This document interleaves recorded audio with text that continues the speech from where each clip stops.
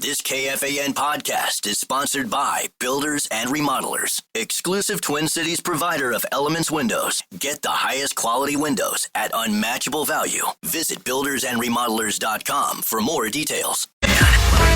Just in case you missed it, it's the top 5 sports talkers of the day. Now, it's time for Dan Barrero's Top 5 at 5. Brought to you by Gutter Helmet of Minnesota. Never clean your gutters again. Learn more at gutterhelmetmn.com. I apologize for stepping on Big Voice Guy's touchdown call. Jonny Athletic will join in about 30 minutes. Gaardsy now. You said on Friday, why can't I get into the Masters? So I will ask. I think I already know the answer because you were breaking down Clippers Warriors earlier. Did you get into the Masters yesterday? Not as much as I should have. I don't even have a defense because it's obviously a great story. It was a remarkable finish. I'm beginning to wonder if I have some sort of built-in Masters resentment or golf resentment that I didn't even know existed. You should unpack that. Probably should. But I can't deny the story. It'd be very difficult to deny the story. Rory McIlroy, in case you've missed it, won the Masters yesterday. He didn't make it easy on himself multiple times, but did outlast Justin Rose in a sudden death playoff. They go back to 18. They play it. He birdies it. He immediately flings his putter, crumbles to the ground, heave cry for like 9 straight minutes, and then I thought had a good opening statement at his press conference. I'd like to start this press conference with a question myself. What are we all going to talk about next year?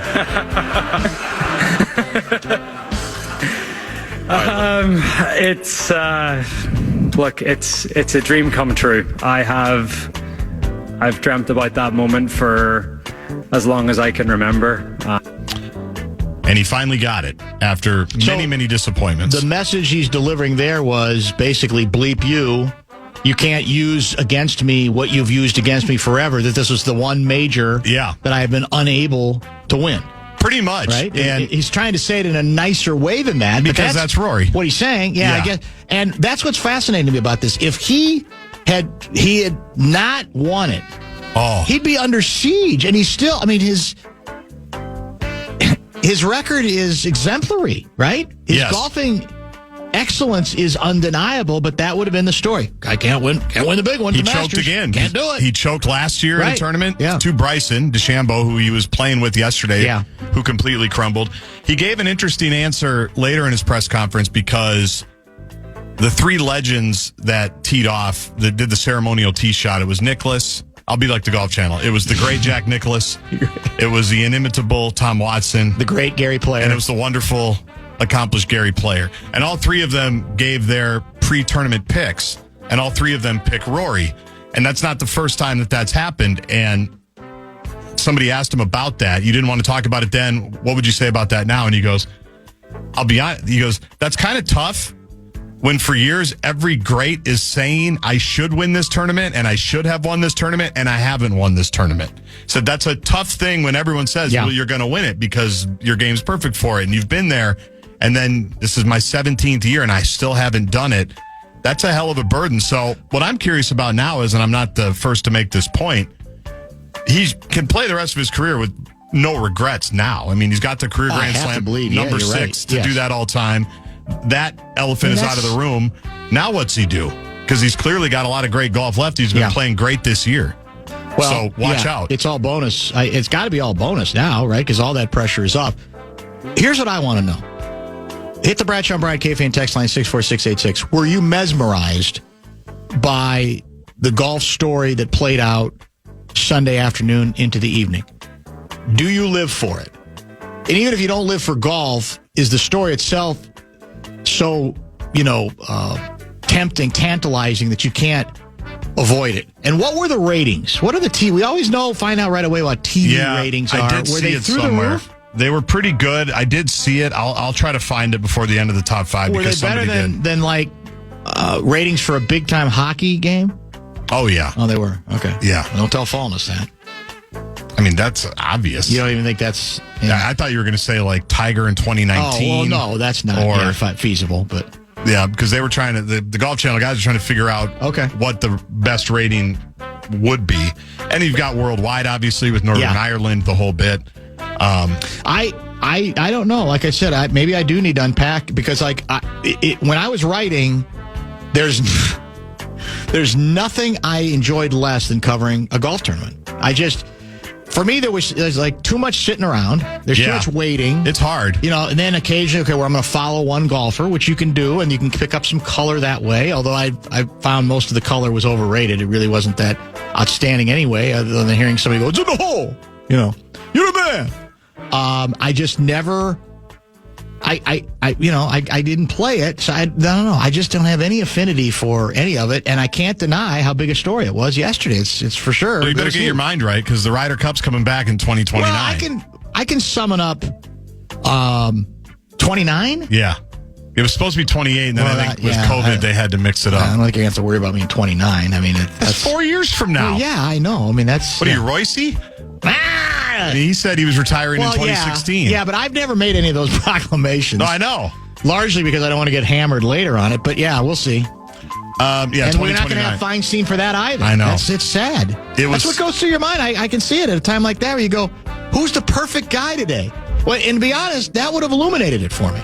Yes. Because then I can live it through him. He would have been so good today. His knowledge, his passion, and his expertise. He would have been so good today. Such a loss, Pat Forty tweeted out, and I think you'll appreciate this, when you have a big event, all the writers that are in that room and what they're going through, because they know they have to write it. Yes. And people want to read it, and you have to capture it. A lot of pressure. And he was talking about that. He was talking about his own internal thing, and I just thought Feinstein would have been ready for it. No question. Because he's been waiting for Rory to win the Masters probably as long as Rory had, right? Yeah. He probably had that in the chamber. So that was my second thought. My first thought was the cool stuff for Rory. My second thought was just it would have been so cool to have him. Probably would have been 4:30 right after Chris Hine. 100% true. Would have been good. Wolves are in the playoffs. They are officially the 6th seed. They will take on the number 3 seed, Los Angeles Lakers. The second time the Wolves will face the Lakers in the postseason. Actually, third. They had a first-round matchup, and then they had the Western Conference Finals in 2004. That's right. That we all remember. And this will be the first with LeBron James and the first series with Luka Doncic as a Los Angeles Laker. The first game is going to be Saturday night. We don't know the rest of the schedule. They have a couple of games in between games, so it's probably a Monday or Tuesday in L.A., midweek next week for when they come back here to Minneapolis. But the Wolves are the 3, having avoided the play-in. Wolves are the 6, yeah. Yes, playing the 3, having avoided the play-in. Yeah, and that was really the most important thing that they did take care of. We'll talk about this with Johnny at about 5:30. I'm actually bummed that Anthony Edwards got the reprieve on the technical. I really am. I think even if it was the right thing to do, and I'm not even convinced it was, but I'll defer to the league on it. I think it does not serve the purposes of this organization or this player. I really don't. I am still so annoyed that he got into anything close to any sort of scrape with a referee in a game they absolutely knew they were going to win. Right. That was the next game. Right. There was never an issue, and that you just don't call in any of your chips. You put aside all of your anger, and you sure as hell don't use the Effenheimer, which apparently I think that's the word that he used. Yes. Where's the bleeping foul? You have to be available for that game yesterday. And as far as I'm concerned, the league let him off the hook. And I worry that it's going to send the wrong message to him. I'm still, my head's still blown away by the fact that he got that upset in that game.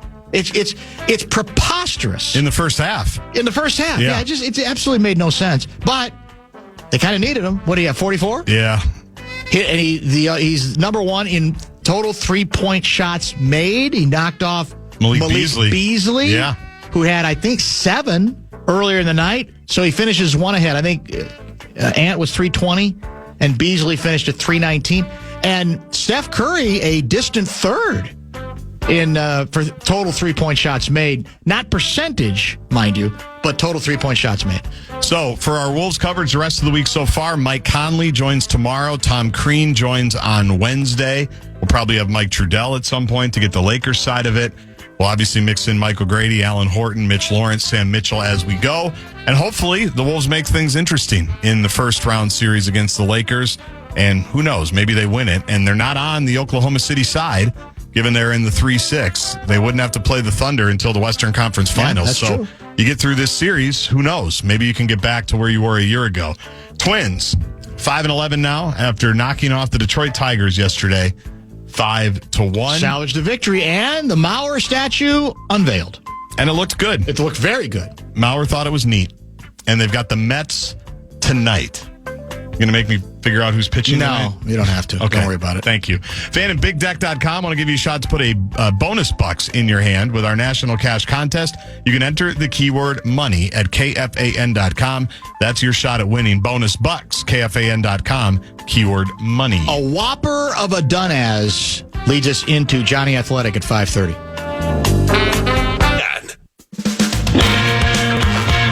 Raise a glass for Ron White's return to the island. From hilarious childhood stories to witty tales about life now, you'll laugh along to it all when he takes the stage. Treasure Island coming up April 19th and 20th. You can enter for your chance to win a pair of tickets at KFAN.com, keyword contest.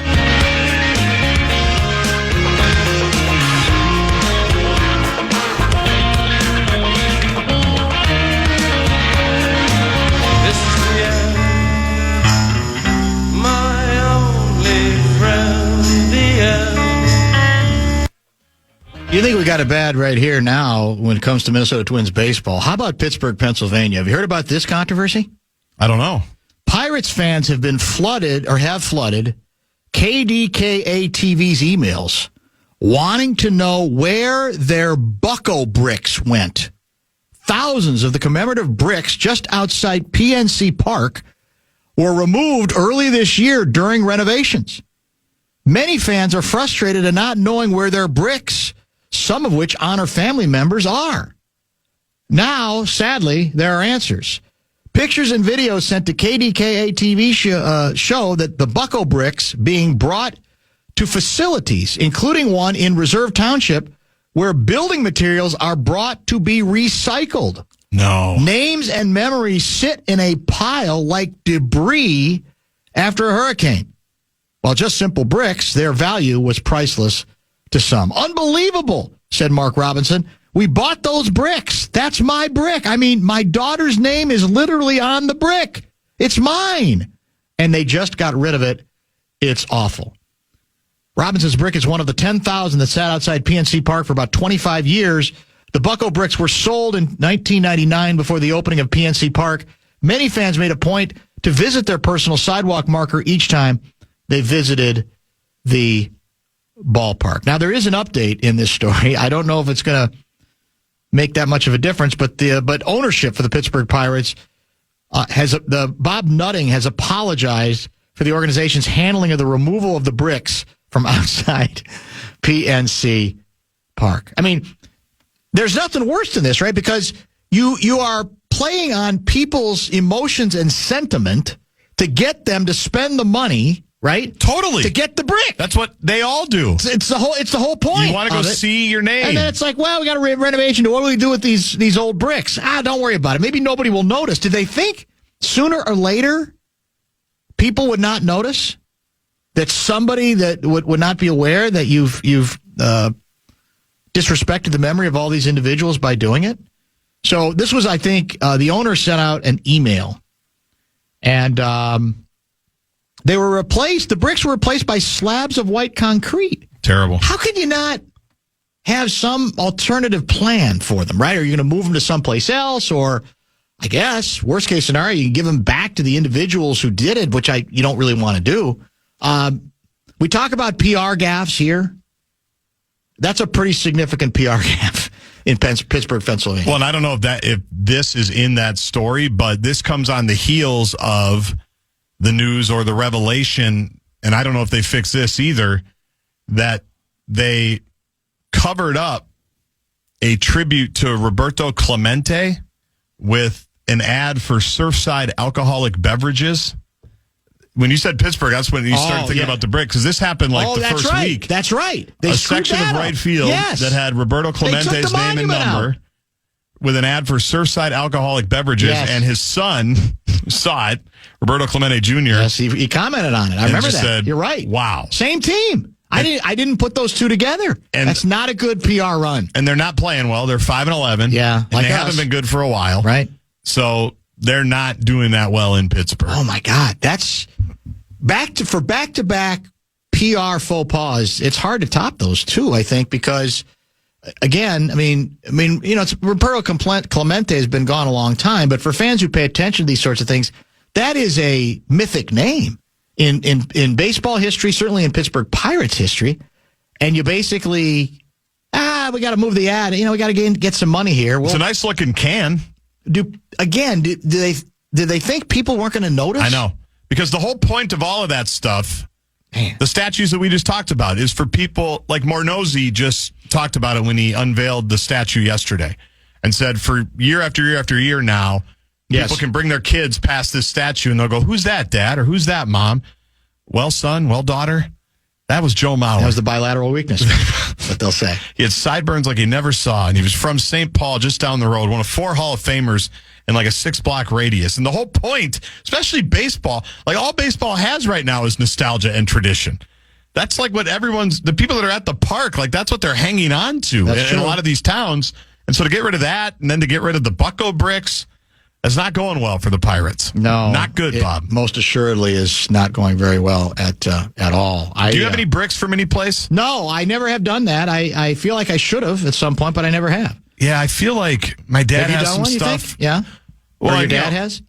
This is how sad my childhood was. Our big thing was, 15 years ago? We all got to decide if we wanted a piece of like one of those blue Metrodome seats. Remember that? Oh, yeah. That's right. I had one of those forever. I don't think I still have it. I think I do, but I'm not. I think it's in the garage. I don't even know where it is. But that's the whole point of stuff is, I walked around the Dome the last day, the last game against the Lions, and sat where my family sat forever. And it's the Dome, but it's an emotional tie. Well, you can't do that to people. No, you can't because you can't after the fact go, oh, come on, it's not that big a deal. Just a Bucco brick. When probably cost $250. You use all that emotion in your favor financially, among other ways. Yeah. That's what teams feed off of, is that tradition and all that sentiment and all that history and all that warmth that's there. And you think you're going to just get rid of the bricks or the stones and just toss them into the junkyard. And it's unbelievable. It's, being cynical about it, it's a great way to just get a little extra money because everybody's got an emotional attachment to one of their teams. If you're a sports fan, whether it's the Gophers here or even at the Rose Bowl, they have in part of their renovations, they have like a whole new walkway where you could have bought, commemorative bricks and have them inscribed, and people say, go Gophers, go Hawks, Ohio State class of 1970, love coming here. It's a big thing for people. Everybody makes money off it, and they're not cheap. You want a big one, it's like $500, $1,000. I'm sure the Bucco bricks were really pricey. Yeah, who knows? I don't know I don't know if I see what price, but it shouldn't frankly even matter. They launched the program in 1999. And the bricks then we placed in the main terrace of PNC Park with proceeds going to the, ironically, Roberto Clemente Foundation. Here they were sold for $75. Okay, that's not horrible. And $150 depending on the size. 4x8 brick, $75. If you want an 8x8 brick, double, $150. Roughly 10,000 were purchased. The owner writes in this letter, it was a mistake. It was disrespectful. It was wrong. Unbelievable. I'm sorry. I still need an explanation on how it's not a mistake. I mean, that seems very cavalier to say that. What do you mean a mistake? I mean, were they supposed to take another wall down? In all seriousness, when they were planning that, there were no conversation. Well, what are we taking out of there? Well, we're taking out all those bricks. Well, what are we going to do with them? We're going to move them to a different place? I mean, come on. That's not a mistake. This is worse than a mistake, is it not? I mean, this is just sort of, we don't care. We don't give a damn. We're making this change, and we're not going to worry about it. Yeah, that's a bad look, man. That's a really bad look for. Do the Twins have bricks? I'm sure they do. I think they do on Twins Plaza. Do we? Or Target Plaza, whatever they call it. Yeah. I think they do. How about the Gophers? Gophers have bricks? Yes, they have them. I don't know. Again, do they have them at Huntington? I don't know. I know at Athletes Village in the walkway kind of between football and then the main area, they have a big plaza that has bricks that have a bunch of names and, that people bought. That was part of the way. Now, again, did that build the entire building? No, of course not. Right. But it's a nice touch to fans that want to support it in a way that they can. Yes. Your name's not going to be on it because, Land O'Lakes puts millions in to get their name on it. But if you want something in the courtyard, you can come see it. If I had known, I'm sure there's got to be stuff like this around Wrigley Field. But if I'd ever known about it and had a chance to do it, are you kidding me? To have, the name of your parents, whatever. I mean, at that ballpark, presumably in perpetuity, right? Because the whole point of it is it's a feeling of people come and people go and decades move on. But that you're still connected. The family's still connected to that place by that brick or by that, that stone, whatever it is, right? And it doesn't even have to be very big, like you said. Yeah, that's brutal. That's unbelievably brutal. Let's come back and talk with Jonny Athletic, regular Monday contributor to the program. We'll get his view on the Wolves landing against the Los Angeles Lakers and much more. He is next here and there. It's time for Jonny Athletic, Jonny Athletic, Jonny Athletic. And he's on the Dan Barrero right now.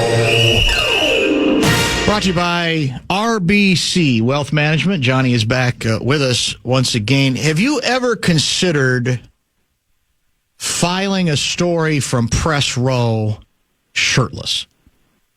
I mean, it seems to work for LeBron. It worked for Ant, so why not? I mean, maybe I'm just next, although the reactions would be even stronger, I would say, to me, working press row shirtless than Isaiah to LeBron, I think. So yeah. I'm probably just going to have to spare everyone that and keep my clothes on, unfortunately. Well, we were saying earlier what would, I think, be more interesting to people and maybe even more accessible to people if somebody with a really pretty bad dad bod took their shirt off and took shots. And we were trying to figure out who that would be. I mean, obviously Luka comes to mind in the Lakers, but I got to believe Joker with his shirt off would be interesting as well, don't you think?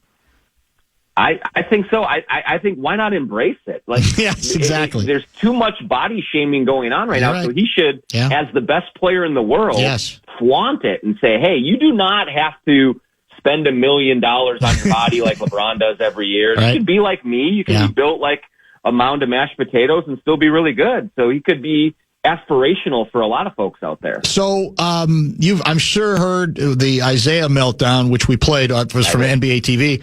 I think it was Friday night. I'm not sure what night it was. Mm-hmm.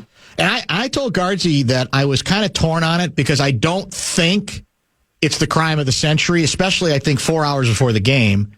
But I have to admit I like somebody giving a bleep that much, and I do think Isaiah does give enough care that much about the legacy of the game, in his mind, certain standards of the game. So I guess I'm talking out of both sides of my mouth.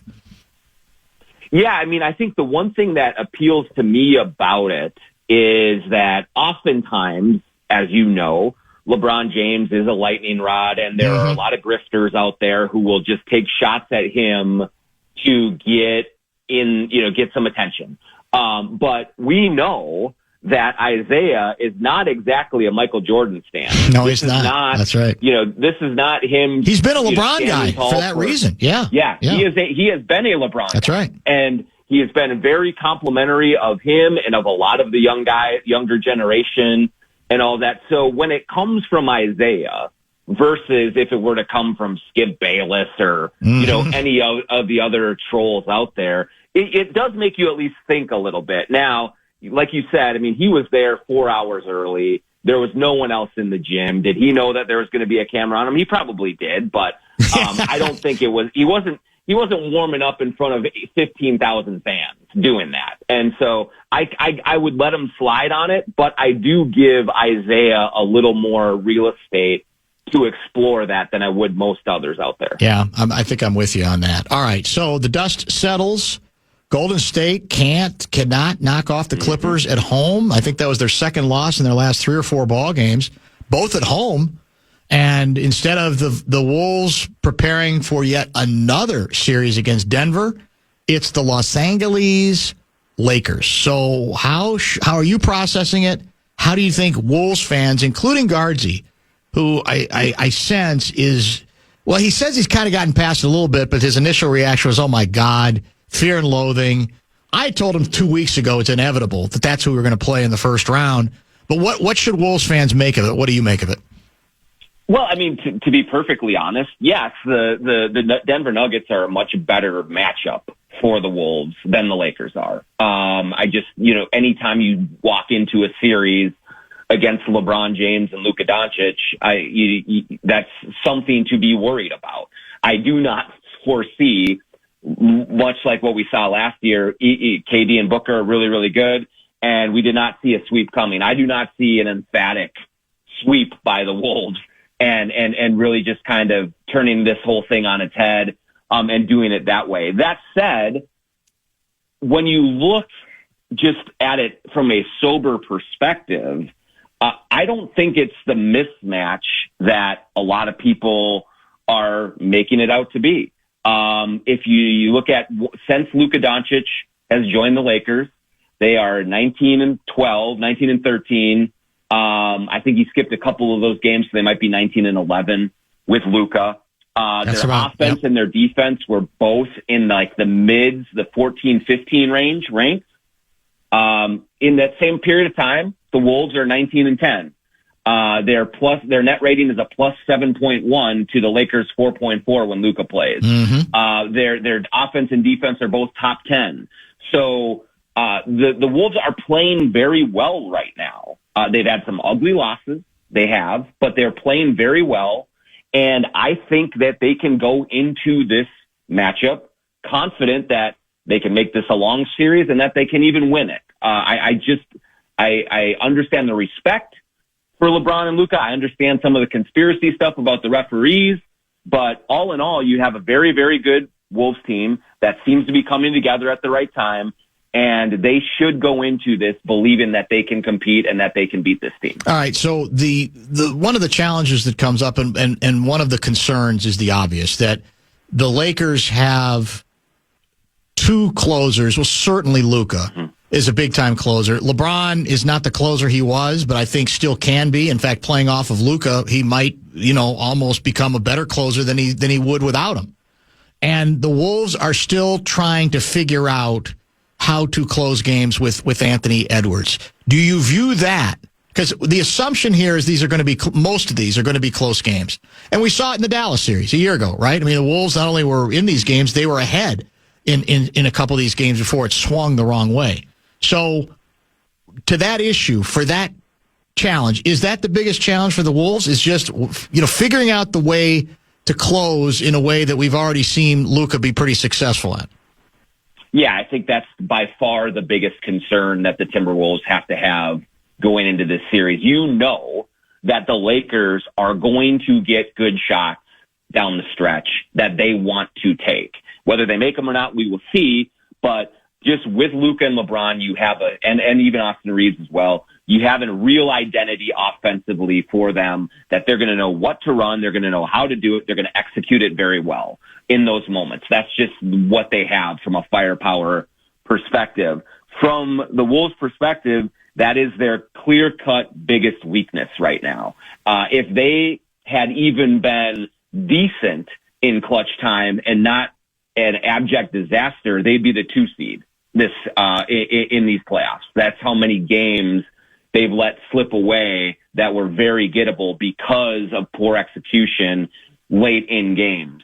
And so it is going to be on Anthony Edwards. It's going to be on Chris Finch. It's going to be on Julius Randle, I think, a lot as well, to be able to execute offensively. But you also want to see them improve, Dan, defensively in these situations. One thing Chris Finch has said all year long is that they could lean into their defense last year to get stops down the stretch, and they have not been able to do that this season as much. And so they're going to have to they're just going to have to be markedly better on both ends in the last 2-3 minutes of the game if they are going to steal this series. I don't think that they can plan on winning 4 games comfortably like they did against Denver last year or Phoenix. They're going to have to grind some of these things out, and that is their biggest gap in the teams is the clutch time reliability that you get from both sides. Can the Wolves afford to allow the Lakers to play Rudy off the floor? No, I don't. Well, I will say I do think that they can. I could see them winning a game where they're small, where it's Julius Randle and Naz Reid in the front court. I think that they are capable of doing that. I think the far greater likelihood is that they find a way to use Rudy Gobert both offensively and defensively effectively, and to get Jaden McDaniels and Julius Randle and Edwards all going to the rim and scoring in the paint. That is going to be the soft underbelly of the Lakers defense that they have to be able to exploit in the half court. And we have seen Rudy Gobert be much more involved offensively over these last couple of weeks. Now, it's against Utah, it's against Brooklyn, it's against some teams that have really struggled, but you can see the Wolves finding a way to get him involved, get him touches, and get him easy dunks. And they're going to have to do a lot of that because when Rudy is on the floor defensively, they are a much, much different team than when he is off. So if they go small, I would worry about them being killed on the offensive glass. I would worry about them kind of in just defensively in general. So the clearer path for them is to maximize Rudy Gobert and to just use their size and beat the Lakers up going to the rim. But I don't think it's a completely lost cause if they do decide, hey, this ain't the series for Rudy. We got to go small, keep up with them, and try to score in the half court with them. To me, there's even within games, there may be the parts of the game where you go small, but I really believe it's essential for them to make Rudy a part of this. And as you say, some of the big scoring nights have been against teams that have either given up or also very small or weren't playing most of their main people. But I don't know. There's a part of me that says they have to be creative enough to make the other team adjust. And maybe I'm naive because I know there's a lot of people who look at Rudy every year and they go, well, you can't play with him. You can see it again. You just can't do it. And the Lakers' inability to add much in the front court, right? They had that deal with the big man, was it from Charlotte, that got nullified because he flunked the physical. To a certain extent, has forced them to play a different way. But to me, this team has gotten better at finding him for dunks. And there has to be a way to exploit that against the Lakers. Yeah, I think there is, Dan. So I think there is a lot of attention being paid right now to the Luka and LeBron element of the Lakers, rightfully so. They're unbelievable players. Luka just crushed the Wolves last year in the conference finals. So that should be a focal point. But one of the things that really led to the Mavericks' decisive victory, certainly Luka and Kyrie were amazing.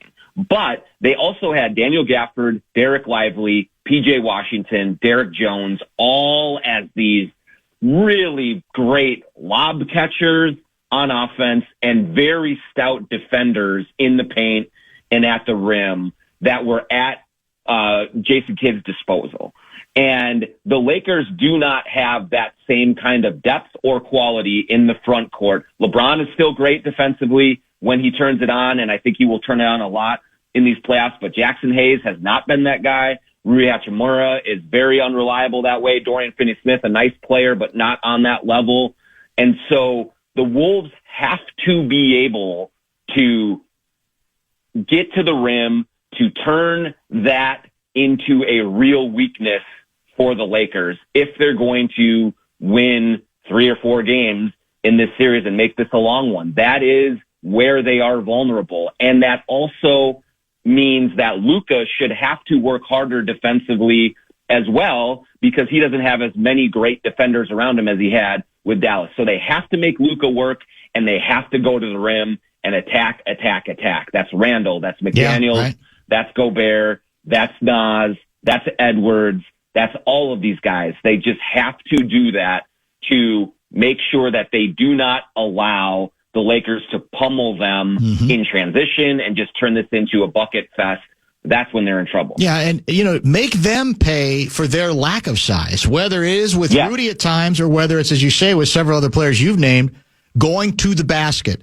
I don't want to see a three-point fest. I know, we're all celebrating what Edwards did, finished first in total three-pointers made. It was very dramatic the way he did it yesterday. It's a weapon. He's gotten better at it. You can't deny it. This is a team that lost its best three-point shooter. And so to a certain extent, you could say, well, Edwards has done a good team thing in a way because somebody's got to fill that void. But I just don't want to see that be the approach against Los Angeles. Yeah, I totally agree with you, Dan. I do think they are going to have to make outside shots. Sure. Like, it's going to Edwards, Nikhil, Dante DiVincenzo, Naz Reid, they're going to have to make some threes for sure. But what I anticipate the Lakers doing defensively is they are going to load up on Anthony Edwards. They're going to double him. They're going to trap him. They're going to try and get the ball out of his hands. And they're going to say, Timberwolves, if you can beat us with Julius Randle and Rudy Gobert as the bulk of your offense at the rim and doing that way, good luck.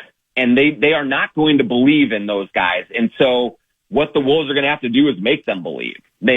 Randall and Gobert cannot be non-factors offensively in this series, or else it's going to be a very quick one. They're going to have to be factors and be something that the Lakers have to worry about, that they can't just switch Austin Reeves onto Rudy Gobert in the paint and not get punished for it. The Wolves are going to have to make them pay for things like that. Who guards LeBron and Luka? I'm very interested to see how this goes. Jaden McDaniels usually guards the best perimeter player, but Luka has not been bothered by Jaden in several past meetings. Now, again, I do think that the Mavericks front court depth affects that a little bit. Yeah. So Jaden may be able to be a little more effective. So I would expect them to start, Dan, conventionally with Jaden on Luka, with Randall on LeBron. Yep. And go that way. Then you have Ant on Reeves, and you figure other things out. But one thing that Chris Finch will have to be able to do and be willing to do is pivot quickly away from things that are not working. Whether it is Jaden on Luka, whether it's Mike Conley in a series that might be a tougher matchup for him, whether it's Randall, whoever it is, he's going to have to be very, very flexible and adjust quickly in these games to be able to react to what is working and what is not working. Why did the league rescind the Ant technical? To me, we can argue about whether it was worthy of a technical. I'm still so bothered that he got into it at all in a game that this team was clearly going to win. And that he would even, again, put himself in position to run the risk, to tempt an official to call it on him. So in all honesty, did the league do Anthony Edwards and this team any favor in terms of the message that sent? Well, I mean, I would say this in looking at it. I saw the interaction happen. I watched some replays of it. It wasn't a very demonstrative reaction. It wasn't a yell and scream and clap in his face. But he absolutely admitted to using profanity. And so I understand why the referee gave the technical. I think the league looks at it as, hey, this is a really, really important game. We don't want to be looking at tipping, putting our thumb on the scales and tipping it toward Steph or, in some conspiracy theory type of a thing. They also, I think if they, in their heart of hearts, probably look at some of the stuff that a guy like Draymond or Luka gets away with and says, on the spectrum of reactions, that's a pretty mild one. And so let's just, wipe that one out. But to your larger point, Dan, I do think that it was a bad sign that Ant did that because earlier in the game, he was doing a few things that I thought were very close to getting himself a technical and not very smart. And going into this series, the Wolves are just going to have composure with the officiating that they have not had before. The Lakers shoot a ton of free throws. They are going to get the benefit of the doubt on calls. the coaching staff and the players are going to be mad at some of these calls that are going to happen. But it's not going to help them to get all teed up and to get all out of whack. Chris Finch does it. Anthony Edwards does it. Naz Reid does it. Julius Randle does it. Rudy Gobert does it. They are going, if they're going to let these officials get into their heads with some bad calls here and there, it is going to be a short series. And so in that way, maybe the league didn't do Ant a favor by taking it easy on him, but they kind of needed him. Maybe they lose that game on Sunday without him. So I don't know. It's the Bumper to Bumper Seal of Approval. It's the second time I think we've issued it today, and I thought that you would appreciate this. I'm reading a tweet. I don't remember who tweeted this. I think it was a very snarky New York Post writer. Here's what he writes. I never thought anyone would encroach Jason Kidd's record as a coach killer, but you've got to hand it to Kevin Durant.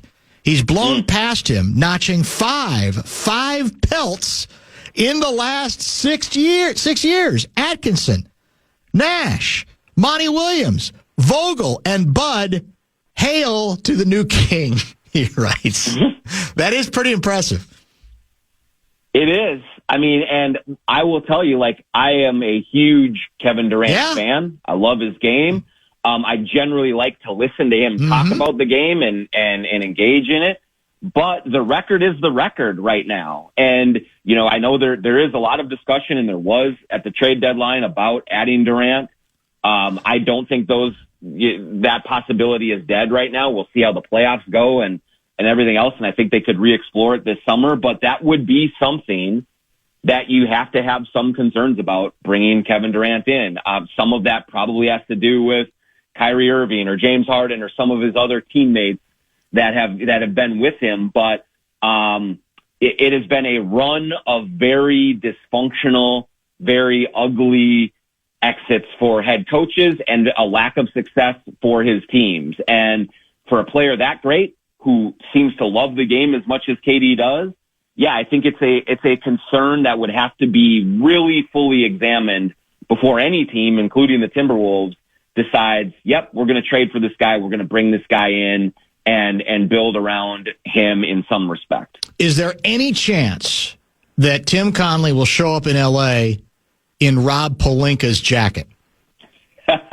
You know him a little bit now. He is a pretty low-key guy, beer drinking, kind of hangout, casual dude. So I don't see it. It would be hilarious if he put some gel in his hair and wore that jacket and some sunglasses inside and said, hey, I've got the Timberwolves now to 3 straight playoffs. The Rudy Gobert trade looks good now. The Mike Conley trade looks great now. We'll see about the Randall trade.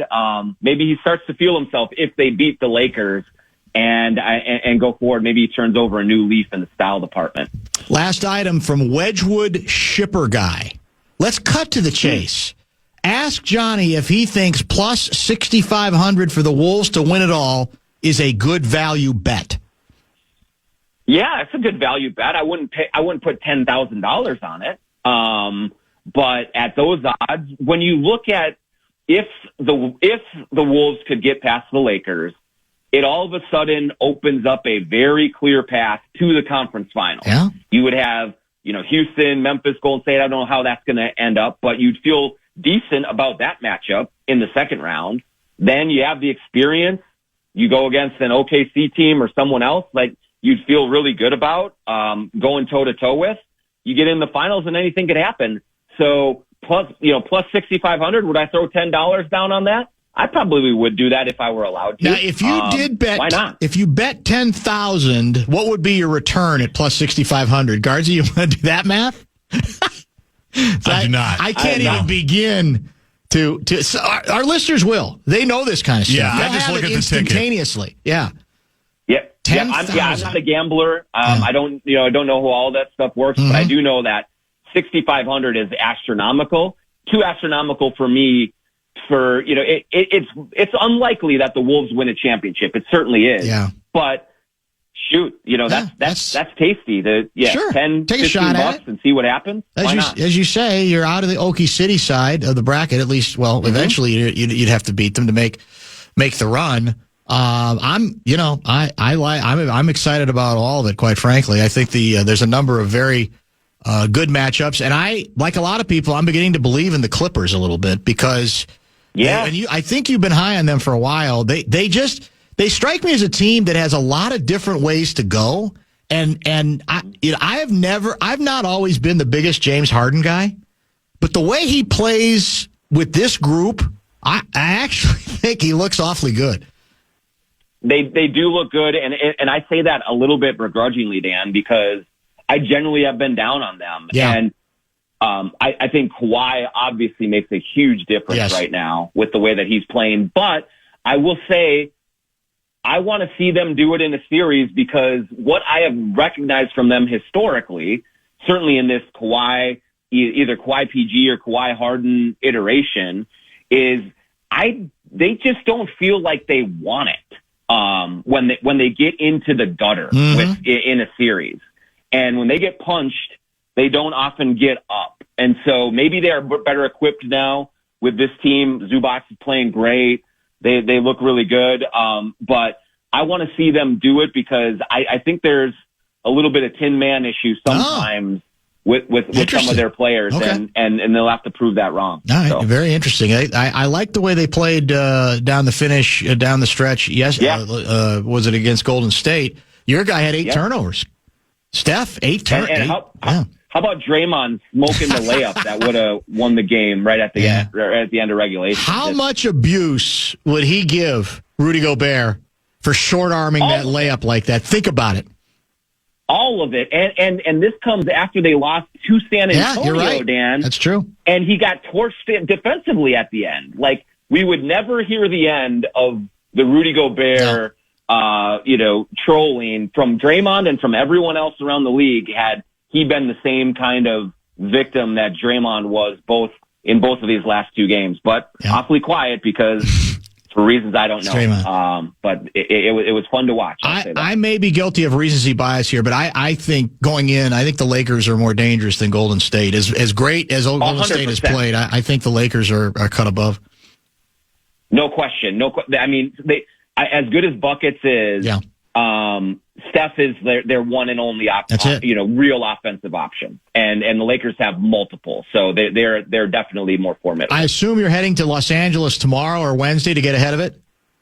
If I want to have the keys work in my locks when I come home, I think I'll probably wait till a little later in the week. But it's going to be a long time out in that California sun, Dan. That's true. We're gonna have 2 days probably between 1 and 2. Sure. That's what I'm anticipating, and so I'll have to see. He'll be out there. We'll have to make the rounds a little bit and see what that LA Hollywood life is all about. The league is, they're going to protect LeBron's legs, man. They're going to give him all of the extra time that he needs, right? They don't care about our young legs. They care about his old legs. Nope. Yeah. Whatever can be done to get the Lakers moving forward, the league will try to do. And so, buckle up, Wolves. You're fighting an uphill battle in more ways than one. Thanks, man. Have safe travels, and we'll talk soon.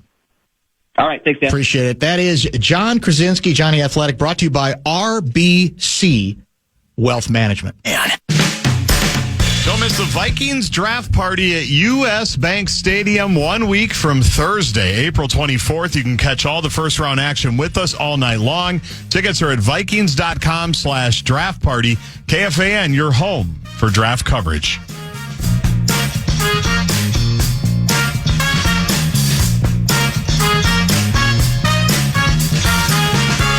Let's face it, if there's a fashion off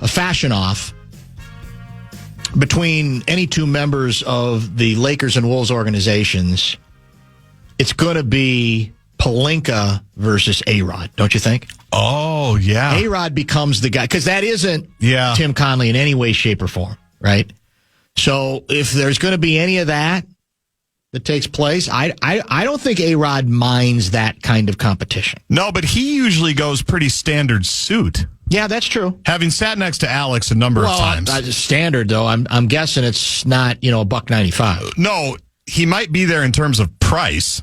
Yeah, you're just saying. But in terms of the out there style. Yeah. Pelinka has no shame, boundaries, anything. None. Yeah. But as Trudell said that when we were giving him crap about it, Mike Trudell from the Lakers broadcast team, he said, anytime I go to the gym, which isn't that often, Pelinka's in there. He goes, Is that right? He goes, the guy earns it. The guy deserves it. Yeah. If he wants to look like he looks because he puts the time and he puts the work in. Well, what's funny about it, if you watch old video of him at the University of Michigan, he's one of those guys who, in terms of taking that approach to style, evolved. And you know another guy in that classification? Pat Riley. Yeah. Pat Riley, people who see the way over the years that Pat Riley dressed, like in Los Angeles and even in New York, and then even in Miami, well, even to this day, will be stunned to find out. I mean, this guy, as a player, I can still remember him. This is how old I am. I can remember him in an old Columbo episode. They had several members of the LA Lakers, including Happy Hairston and several others. And, I mean, Riley had the mutton chop, sideburns. Hair was kind of, I mean, that was not his look. He developed that look later. That sort of, like, I mean, fashionista sort of. LA does it to you, though. It must. Yeah. I mean, the whole thing, the goop in the hair, all of it came later with Pat Riley. That was not at all the Riles that people had grown up with. That's what happens when you go Hollywood. It must be what it is. Because that's how it is out there. How do you feel about the Isaiah? Well, Isaiah didn't say this. I think it was one of the other people on the panel when Isaiah melted down on LeBron going shirtless. Yeah. Because there have been others who've muttered about this issue. Would you prefer to see coaches go back to suits? It doesn't bother me. I understand it does bother a lot of people, and some coaches in the college game have gone back to suits. Not everybody, but it doesn't really bother me. You know, they're not in a boardroom. No, that's not. True. I mean, everybody's gotten so casual now, right? Yeah. Every business, it's devolved, and I'm not saying that negatively. It's just the level. I mean, we used to wear suits on airplanes. Remember those days? I don't. I've seen pictures of them. You travel on a train or an airplane. People used to wear suits to ball games. If you ever look at an old press box picture at an older stadium, so it's stunning. So how people dressed up. We've devolved as a society. Was there less drunken idiocy at games then too when people dressed up? There had to be a lot more smoking. Well, there was, and a lot of cigar smoking. You could just bang a couple of heaters. Yeah, you could do whatever you wanted. We were a proper nation back then. $10K at plus 6,500 would be a return of $650,000. Should we do a GoFundMe with the fans? God, that's pretty good. Everybody that's good. Jump in. We'll go over to Iowa or Wisconsin and make that bet. Still can't do it here, can we? Not yet. On this day in Minnesota sports history, if you want to call this sports, courtesy of Dan, Minnesota, 1973. Evel Knievel performs a jump at the St. Paul Civic Center during an event called Cycle-Rama. How many in our audience are familiar at all with the Evel Knievel legacy? Evel Knievel. I remember his big jump, I recall, he used to do Vegas jumps. And one of them, he got hurt really badly. And then there was his Snake River Canyon jump when he was inside of some sort of like a rocket and ended up, I think, falling. He didn't die, falling just short in that regard. He had a couple of, it was one of the Vegas one that I recall, it was a bunch of cars. You're like in a leap. Yep. 65 cars in a row, that kind of thing. And he didn't clear the last few cars and just got mangled. Evel Knievel. Very different time. I don't even know if something a bit like that, would it be received? Would people be curious? Somebody who did that kind of quote-unquote event? Because it's not a competition, obviously. Right. Because back in the day, he was huge. He used to be on Wide World of Sports all the time. And they were, that was the esoteric sports show where it wasn't just bats and balls. But he was on that program several times, too. I think people have made, maybe not as daring as that, but people have made tricks and stunts into big-time careers. Yeah. Right? Like groups do that, trick shots. Yeah. Not anything maybe as death-defying, But Dan Minnesota said he's right. I think it was at Caesars. It might have been in the parking lot at Caesars Palace. He might have even been like trying to leapfrog the fountains. I can't remember. But you're right. I don't know. I mean, I don't know if it's more innocent times or we were more bored then or we didn't have any options, but he was big. Huge. He was huge at the time. He was just massive. There's that also ongoing, contradiction where we have coaches in NBA, in the NBA. Well, I want to say in the NHL, they're all still wearing suits, aren't they? Yeah. I think NHL, they're pretty much wearing suits. NHL, they went back. They went back. Yep. NBA, they're all in the same outfit, right? The Lululemon outfit. The quarter zips. And then the golf pants. That's correct. Or the joggers. And then there's the weirdness of baseball, which it requires that managers wear the same uniforms that the players That's do, my favorite. Which is still, yeah. I mean, I think it's just because we're so accustomed to it that we don't think it's preposterous. And they have numbers and everything. They have numbers. That's right. I have no idea what Rocco's number is. So what if... But they get checked. If they're not wearing the jersey underneath their jacket or whatever, they get checked. That's an actual rule? Yeah, I'm pretty sure. Somebody got in trouble for it. Oh. So if Rocco says, you know what, I'm going to do what the NBA people do. I'm going to wear some Lulus and a couple of... You couldn't... Even if he wanted to do that, you couldn't? He's going to hear from Bud Selig on that one. Could he wear a suit? No. He's got to wear the uniform. Got to wear the uniform. Yeah. It's weird how that works. It's very strange. So hockey, baseball, so football, where we are, there aren't many suits left in football, right? Is it mainly now, it's almost like all the coaches, including the head coach, they pick a color scheme from the team. Yep. Dark or light or whatever, and everybody's wearing pretty much the same sweatshirt or hoodie. Right. That sort of thing. Yeah. Right? Not very many people wear ties. No. PJ obviously does. There's a couple PJ others that do. But he wears the tie with the quarter zip over it. It's not like he's going full jacket. And then the Nike pants, whatever they are. Yeah, it's an interesting... Yeah, there's a lot of... it's just what we're accustomed to. The women's basketball coaches that I work with, they dress up nicely at home. Okay. Not the men don't always go full suits, but it'll be jackets a lot of times. The women will wear suits or dresses, Nico whatever. Is Nico a suit guy? No. I don't even remember. No, he does. He's quarter zip. He's quarter zip, okay. But on the road, the Gopher staff does the quarter zips. Okay. And I asked about that this year, finally. I said, why do you do it that way? And it's as simple as it's a lot easier to not pack nice clothes for a road trip. That makes some sense. Especially if we're going to be gone for 4 or 5 days. We don't have to worry about a suit bag. We will set up the rest of the week. We got a lot of good things planned this week as the Wolves prepare for round one of the NBA playoffs, and potentially the Minnesota Wild prepare for round one of the Stanley Cup playoffs, although they still got to get there. It's still a little bit tricky. I mean, the odds are still with them, but they still have got to clinch, and they can do that as soon as tomorrow night right here on the Fan. Get ready for a night of high-octane country rock. Brantley Gilbert bringing his electrifying show to the Ledge Amphitheater on Friday, May 9th. Don't miss out on the action. Get the full details and your tickets now at KFAN.com, keyword calendar. The show wrap, as always, brought to you by American Pressure, commercial-grade pressure washers since 1975. It's the Bumper to Bumper show wrap. It's the Minnesota Sports Calendar of Calamity. It's the wrap and the calamity, calendar calamity all in one, as reminded by Dan Minnesota. What a day in the calendar. How about this for depth? 1968. The Minnesota Muskies eliminated by the Pipers in the playoffs. And I think that was the last game in Muskies history. I think they moved to Florida or someplace else. 1983, snowstorm tears open the dome roof again. Snowstorm on this date in 83. 83? Yeah, I don't remember that. I didn't either. I didn't know that happened. 2011, we are first introduced to bilateral leg weakness. Frustrating. The thing that tortured the Joe Mauer legacy forever. Somehow he rose above it to become a first ballot Hall of Famer. 2016, Twins start 0-9.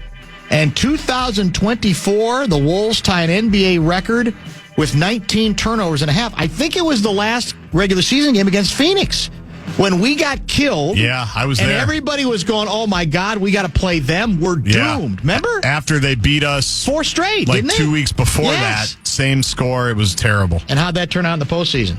We swept Foe. them. Yeah. We were just playing possum. That, I'm sure, had a lot to do with it. Want to thank our special guests today. Jonny Athletic joined at about 5:30, and Star Tribune Wolves beat reporter Chris Hine joined us in studio. If you missed it, between 3:30 and 4:30 to talk about his new book on Anthony Edwards. It is called, amazingly enough, Ant. And I think it'll be out June 3. Yep. Already available for purchase now in terms of getting ahead of it. And it's a big-time publisher. It's a HarperCollins book.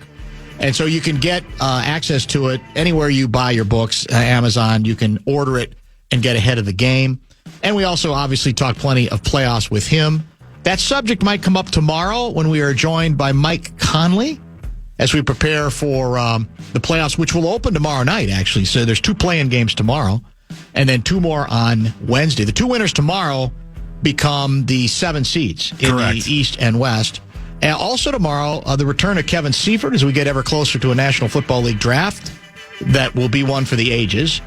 And Louis will join tomorrow as we get one step closer to figuring out whether the Wild you can end the drama by taking care of business at home in the the finale against the Anaheim Ducks.